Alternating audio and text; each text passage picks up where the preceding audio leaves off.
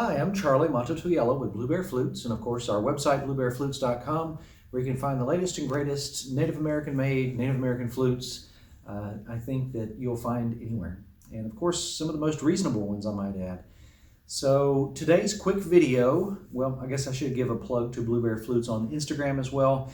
I always like to mention that in my videos because really our Instagram is pretty dang amazing. If you're not really into Instagram, or if you don't have an account or have no intentions to get an account, or just, like me, you're inundated with accounts, you can always check it out at the bottom of my website. There's a little feed there that shows you our Facebook page and our Instagram, a couple, 2, 3 other things. And you'll get to see some of the pictures there, because a lot of that there is not here on YouTube or on my website.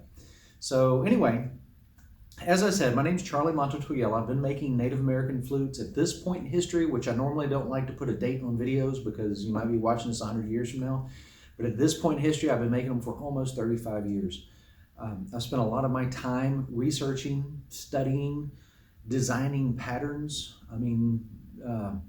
This has been a lot of work, I guess, and my life's work is making these instruments and sharing them with the world, not only for sale, but also teaching people how to make them, and have traveled around a lot and have got to hear so many different people's ideas and concepts and beliefs and numerous things that make the Native American flute community be what it is today.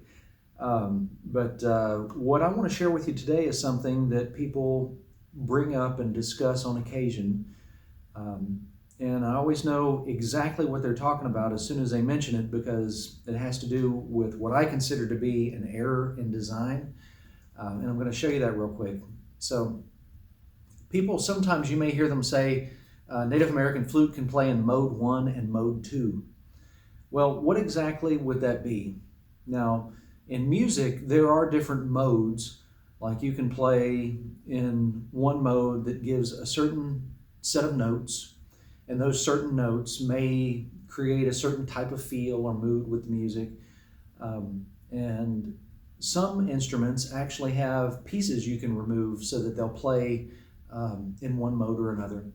And I think that originally people were trying to explain, as I may have said in other videos and probably taken some flack for it, I'm very proud to say it again, that someone believes that they are the designer.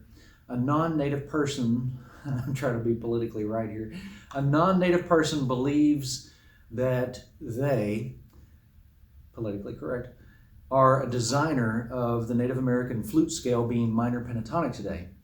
And I don't know if they've ever played any historic flutes or not, or made any historic flutes for that matter. I do know at the time that some people started making Native American flutes, most of what was known about it came from a Boy Scout manual, which was called the Ben Hunt Guide to Indian Arts and Crafts. You can look for it if you want to. If you're interested in other things, I might suggest taking a look at it. But if you're not interested in anything other than the Native American flute, like if you don't want to learn how to make hand drums and fish baskets, it's probably a waste of your time not putting the book down. It's great for those things. But there's only 2 pages in the back on making a Native American flute. And it's on making 2 different flutes. So this Ben Hunt Guide to Indian Arts and Crafts is where a lot of people today, it's one of the few written schematics of Native American flutes that predates, people making and selling a bunch of them. The Ben Hunt Guide there has really inspired most people that were making flutes about the time that I started into making Native American flutes. It's where they get their schematics from. And I have a couple of videos on that, which I really recommend. If you're interested in learning about the making process, I recommend watching those videos, because you'll get to see me make these 2 flutes. One flute over here using the guide, and this little flute is using the fingerings from the guide and historic sizes of Native American flutes. So just to tell you, case in point, this flute here will fit inside of this flute here. It's that small compared to the inside diameter of this flute. Many of you people that are like lay persons or not very familiar with I guess how sound and what have you, that instruments, I guess in general, any wind instrument, brass instrument, anything, even a stringed instrument, the tone of the instrument is determined by the length or size of whatever medium it's in. If it's a guitar, well, I guess a fine example is a banjo. A lot of 5-string banjos have a little tiny string over here on the side, and that little guy plays kind of a high tone. That's because the string's about this long and it's so big in diameter. The larger strings play lower tones than that one, and then the fat strings, the ones that are really thick, play even lower tones. That's how it works. Vibrations travel slower through larger mass. It's like water, for example. You can't really hear your friends scream underwater very well, and if they're further away, it's harder to hear them than if they're on land. So basically, the larger the flute, the lower the tone. And Ben Hunt, when he designed this book, and I presume he's the one that wrote it, it's got his name on it, when he put those two flutes in the back, one thing that he did that made me believe that it was a little off was he said the inside diameter of the flute was about 7/8 of an inch in diameter, which historically, there are flutes that are about, say an inch on the outside, but the inside's almost always really tiny. And even if they weren't, there are flutes that were really tiny that predate some of these others, which makes anyone believe that one may have evolved out of the copying process. Like you guys are watching me on YouTube, but if this was the old days, we'd be sitting around talking about this, and I would lend it to you the way that I had my first flute that I got to make like this. I would just lend it to you, and you'd be like, okay, and then you would copy it, and you would copy it by marking the holes with your knife or whatever you've got, and then you would go throughout the process and make it the way that you learned to make it. Historically, most of the flutes are smaller in diameter, and because of that, they would play a certain way compared to one using the exact same fingerings that are larger in diameter. This flute requires you to keep this finger covered all the time to play a minor pentatonic scale. The scale that someone says that he is the reason that Native American flutes, a person of today's time date, says that he's the reason Native American flutes are made in minor pentatonic scales because of his familiarity with other instruments. But if you make a flute that uses that same exact fingering pattern on a smaller diameter, same length, virtually same length,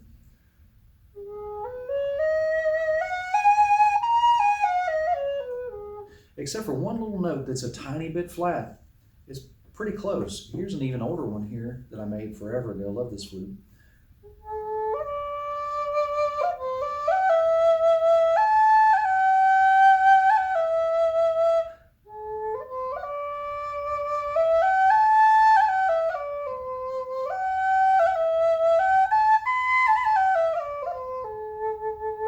Made out of a historic material. This is elderberry, and it tends to have an inside with a pith in it that is big enough to make this flute play really great. You won't find elderberries typically with a pith in it that big. So there's some things to consider there. The first flute I ever made, which I know there again I've discussed in other videos, and I think it's probably pertinent to bring it up here. The first flute I ever made was a tiny little flute that my granddad taught me how to make.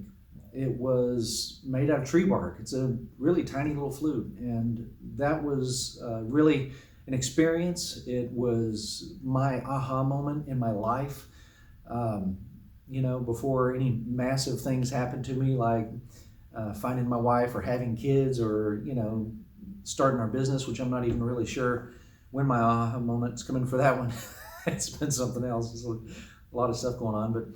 But anyway, learning to make that tiny little flute, my little 4-hole whistle that I offer today on our website and have lots of videos on how to make, that was my first aha moment, experiencing what a Native American flute really sounded like and should play like and all that kind of thing. And so the next thing that I made was a 6-hole flute that one of my cousins was showing me how to make, and from there we've made so many others. But mode 1 and mode 2, that's something I want to discuss with you really quickly. With the Native American flute, some people believe that mode 1 is when you cover a specific hole, and mode 2 is when you cover another specific hole, and it'll make the flute play in a different range or a different way. I've got a lot of videos on this, and I just want to help kind of demystify the mode 1 and mode 2 concept. Basically, if you took, and I can tell you this from historical examples, if you took a piece of river cane or elderberry or pine or whatever, and you put random holes in it, and you couldn't figure out exactly where those holes should go, and you just put holes in it, however many holes, 4 holes, you put 5 holes, you could learn to play something on it. You could learn to play Yankee Doodle, Popeye the Sailor. You know, I've got a Popeye shirt on. You can learn to play Happy Birthday. You can make up a number of things just by keeping the appropriate finger covered and uncovering some other appropriate finger. This is a learned process. Mode 1 and mode 2 is not a native concept. I am Native American. I have lived with, around, and had visited Native people all over the Americas. And I can tell you a lot of, I speak several European languages, and I understand a lot of our native languages. I try not to say that I speak them, because then you have somebody coming to test your accent or whatever, which I've had lately. But I have understood a lot of native concepts in my life. Mode 1 and mode 2 doesn't really jive with what I know. There are a lot of ideas in life that are based on cultural references. The whole idea that time is a straight line is not a native concept. Native people, older, newer, even, way back, however, most Native people believe in something that many of you probably are familiar with, that time is cyclical. It's circular. And I feel like that's probably where the phrase, what goes around comes around, if not where it came from, certainly is one of the places it's been. But there are a lot of native concepts, ideas that we're all, one people, that colors of people is important. It's not a bad thing. It's a wonderful thing. So many ideas that I grew up with, mode 1 and mode 2 doesn't fit. I'm sorry. And also the idea that Native people would make a flute that you have to keep a finger covered to make it play appropriately. No, that screams of somebody inventing their own ways. And there are a lot of invented Native American historical ideas. I'm not here to reference those, just to talk to you about flutes today. But there's a numerous ideas that are, really, even with ceremonies I've been involved in, and people say we only go around the fire this direction, but then you meet another tribe and they only go around it another direction. That starts to make you wonder, wait a minute, is this a new idea, say in the last 200 or 300 years, or is this something that's 500 or 600 years old? There's a lot of concepts like that, and a lot of them, like I said, I could bring up, but we're talking about flutes today.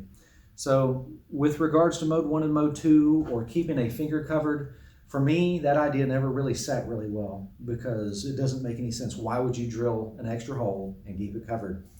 If you don't know the answer to that question, or if you've had that question and nobody's helped you figure it out, I've got videos on it. There'll be links to a couple of them in the section below. But I'll tell you, looking at this from a person's perspective who has practiced and learned and grown and, I guess, evolved flutes from one thing to the next and designed new flutes today, this old 4-hole design flute here, now this isn't the kind that my granddad taught me how to make. It was much smaller, but this is a historic example of a 4-hole design flute. It actually has a place along with its 6-hole younger brother. The 4 holes had been around for a lot longer, and 6 holes, 5 holes, they've all been around for a little bit less time. So like I say, there's always an answer to a question, and it's always hard for some people who have an idea that it needs to be one way or the other, especially if it's a romanticized idea, Louis L'Amour idea. if it's a romanticized idea, it's hard to erase that because we really tend to want to believe the romanticized idea, not the historical one. The historical ones sometimes are frightening, sometimes they're sad, they're a number of things, but they don't always perpetrate a certain narrative or end point. So, like I said, historical, you might find a better example than some dude, I don't know, 35, 40 years ago decided that they were, I don't think it's been 40 years, it's been 30 something years ago, he decided that our flutes were minor pentatonic. This 4-hole flute is a great instrument, something really to learn by. But like I said, that stuff isn't written in stone either. You know, it's history is always written by the conqueror, and some of us, you know, we stay the test of time, don't get conquered. But anyway, I hope this has helped a little bit. I know a lot of you are thinking, well, how do I play mode 1 and mode 2? Well, number 1, put you a piece of tape on that hole and never look back. I've got videos on how to play a modern 6-hole flute or a 5-hole flute or any number of holes in your flute, how to play them in chromatic and other scales. If you want to learn those kind of things, you can learn them on our YouTube channel here. So anyway, maybe give you more questions than answers, but hopefully that's a good thing too. I hope that you all are doing well. I appreciate you watching my quick little video here on mode 1 and mode 2. And like I said, just sharing something with you that I know from my own experience really doesn't fit with Native American culture or customs. Maybe that'll help you a little bit down the road. Like I say, if you put something on that hole there and keep it covered, don't look back, you're not missing a thing. I can show you how to play that note on my videos without that fingering. Anyway, once again, Charlie Matatoyela signing out for Blue Bear Flutes and bluebearflutes.com. I hope to see you again really soon. Thank you so very much.